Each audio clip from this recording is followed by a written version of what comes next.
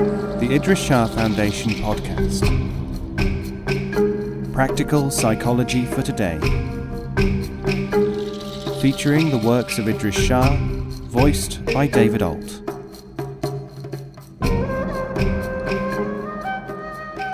Welcome to the Idries Shah Foundation podcast. In this edition of the podcast, we present excerpts from the Dermis Probe by Idries Shah. This audio has been made available by the Idries Shah Foundation.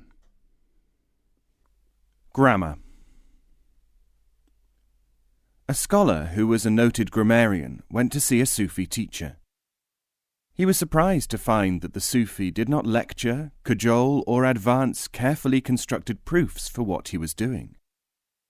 When he had the opportunity, he asked the Sufi, "Why do you not teach in a coherent manner? You must know the simple beginnings of your law as well as the more abstruse aspects.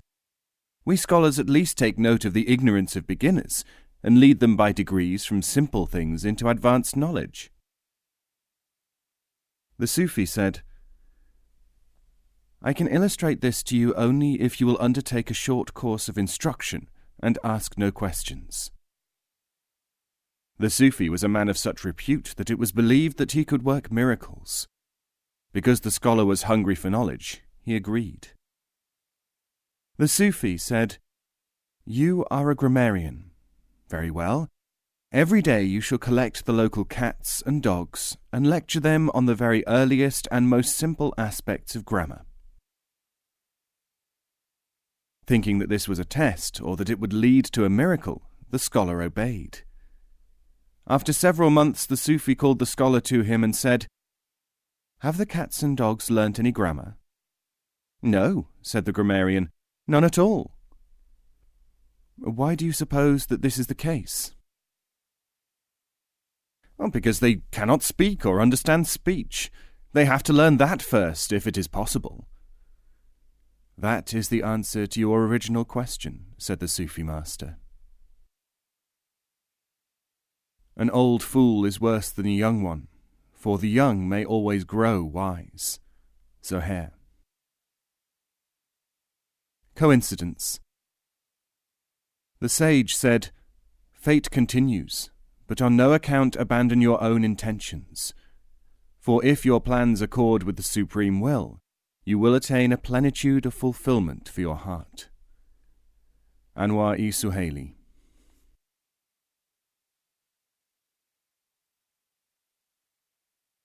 Dissatisfied. A Sufi once met a dissatisfied monk leaving the place of audience of Maulana Bahuddin Naqshband. The monk said, "Shun that man, for he will only occupy himself with trivia. I have travelled from China to drink his wisdom, and he offers me a children's tale." When the Sufi entered the presence of the teacher, the Maulana said, as if reading his mind, "There are 1,000 books of classics, all written to illustrate a dozen truths. There are a dozen tales which contain within them all those truths. If it were not for the demand of many for the appearance of quantity rather than relevance, the first letter of the first word of a single children's story could suffice to instruct man. It is because the learner is of such poor quality that the teacher has to repeat, enlarge and make bulky things which the student would not otherwise be able to see at all. When sense has left a head, it should be called a tail. Rumi.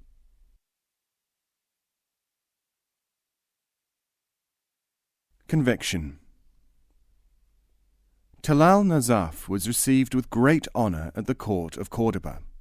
His reputation had been known there for many years. Courtiers and emirs vied with one another to speak well of him. A certain scholar, however, asked him this question: "I have read your books and wonder why so much in them is directed towards the stupid and so little towards the wise." Talal said, "Most of it is directed towards such as you." That evening he was taking a meal at the house of the Grand Qadi, or judge, who remarked with delicacy, A certain robustness of speech here in Cordoba might cause those who are well disposed and yet sensitive to change their attitude towards a newcomer. The Sufi said, "Those who have observed that such sensitivity, acted upon by forthrightness, produces hostility, have learnt that such a change is merely a change of opinion. I am here to demonstrate that a change of opinion is in itself not a change of understanding. Opinion is built upon sand. Knowledge is built upon rock.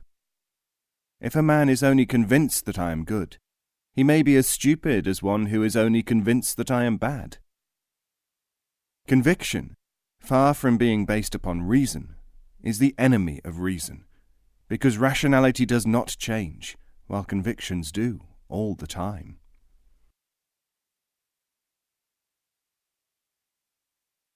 The Light Taker. A certain dervish was called Nurgir, Light Taker, because he had a clay pot which took in light from the day, even from a candle, and gave it out when he wanted it to. He was asked by a scholar, "We do not deny the remarkable characteristics of your light-trapping pot, but we do question your rumoured capacity to see into the hearts of men. If you can indeed perceive people's characters and potentialities, how is it that someone has just sold you a melon which proved to be tasteless?" Nurgir said, "Would you care to come with me and undertake an experiment?" This scholar refused, and spread the word that Nurgir was a charlatan.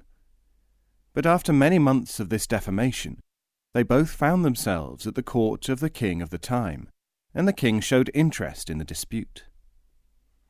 The king said, "It has been conveyed to my ears that this scholar has challenged this dervish, but that he will not allow the dervish to demonstrate his capacities. Such an attitude is a menace to good order and a threat to the general tranquillity of men. The scholar will stand condemned as a jackal, so pronounced by me, unless he agrees to stop talking about facts and allows himself to be exposed to realities. I cannot think that he will reveal himself to be the word drudge that people must conclude him to be, if he were to rely upon uninformed opinion for his proofs, to resort to spleen and personal calumny, or to do any of the other things which mark the pretended as distinct from the real scholar." The dervish and scholar said, "We hear and obey." The dervish took the scholar to the top of a mountain and made him stay with him for 3 days, listening to dervish law. Then he brought him down to a defile in the mountains where a crowd of witnesses were waiting, headed by the king. People were toiling up the track on horses and mules, with donkeys and on foot, and as they approached, the dervish said, "Look, king and scholar, I shall place my hand on the shoulder of this scholar, lending him some of my perceptiveness. As each person nears yonder bend, he will become aware of their inner thoughts. His awareness will answer his questions as to why a dervish does not use his powers all the time." Sure enough, as person after person passed the appointed spot, the scholar's face became more and more haggard, as he called out, "Oh, that man is loathsome! Ugh!" Or, "Do not do what you intend to do, O man, for it will lead to your destruction." And again such things as, "That man who looks evil is to be the means of rescuing large numbers of mankind." His words were so confused that people thought that he must have gone mad. His face became lined as if with great age, and his beard was white when it had been black before. After an hour or so, the scholar wrenched himself free from the dervish's hand, and threw himself at the feet of the king. He said, "Your Majesty, I cannot endure this knowledge 1 second longer. I have seen people who looked like saints, and have perceived that they were posers. Worse, I have seen people who thought that they were good, and their evil consisted in their thinking that they were on some good path. I have seen and felt things which no man should be expected to experience." The king said, "What wisdom have you gained from this event?" The scholar replied, "I now understand that if anyone were to remain perceptive to the real condition of men all the time, he would go mad." The dervish told him, "Now you know that the dervish law includes the knowledge of when to be awake and when to remain asleep." Tomorrow. Shame on you like toddlers the night before a party. How long will you be one who waits for tomorrow? Proverb. Stupefying. Fair as a bride is the world, but beware, for none may marry this stupefying one. Anwar E. Suhaili.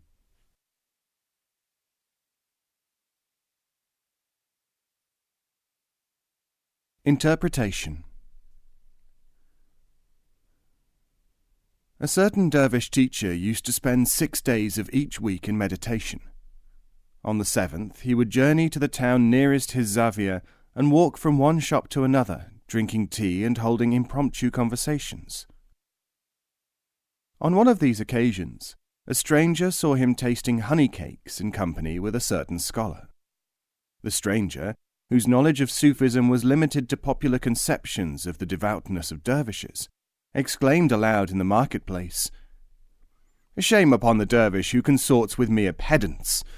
When a man has the choice of significant inner reflection and yet pursues childish things, he is surely far from attainment." Among those who heard him were some who were better informed as to the teacher's repute, but not his mode of action. They said, "This man of knowledge is, no doubt, sharing his wisdom with mere ordinary folk, for have Sufis not always proclaimed that academics are at all times profoundly in need of converse with men of real experience?" This thought shamed the critic. He imagined that he had learned something through what was really a shallow rebuke based upon generalizations. That night, however, a subtle visitant appeared to him and said, "Because you have felt real regret, you may have a real interpretation as to the case which had perplexed you. Know, therefore, that dervishes act upon others in a manner often unsuspected by those who benefit, and unimagined by observers. The inner effect upon the scholar due to his companionship with the dervish is 1,000 times greater if the dervish does not dispute with him. It is powerful even if the dervish does not speak of any matter of supposed consequence at all. An enlightened dervish who is silent, or even talking about flies and ants, is having a far greater effect upon the world than a scholar talking about theories and speculations, or a sentimentalist who thinks he has deep feelings. 5 kinds of folly. The sages have said that 5 things are signs of foolishness. First, seeking one's own good while harming others. Second, looking for the yield of the last days without discipline and service.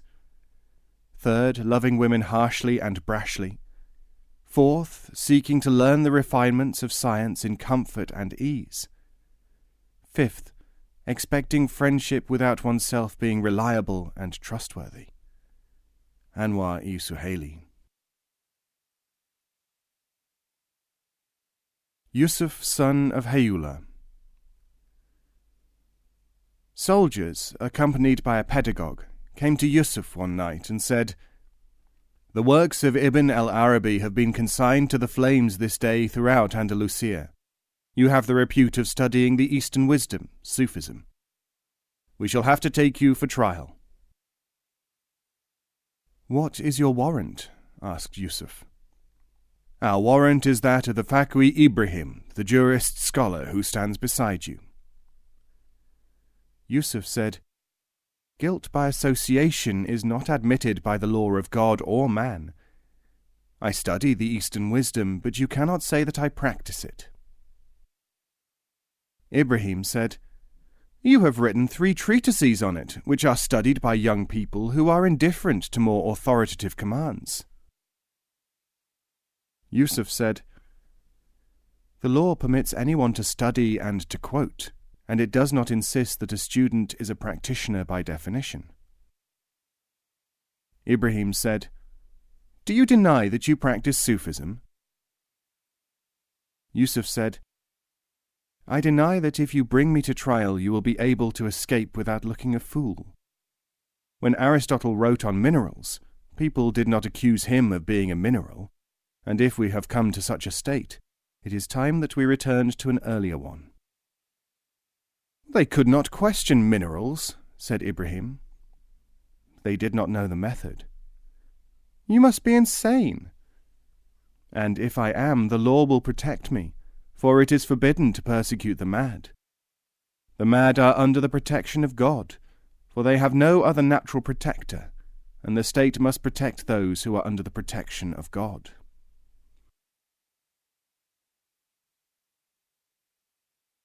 Tasks. Why do you let others do what should be your task? And why, after such idleness, do you belittle others' work? Anwar Isuhaili. Impressions. Time brought 1,000 impressions. Not one of them had I seen in the mirror of the imagination. Anwar Isuhaili.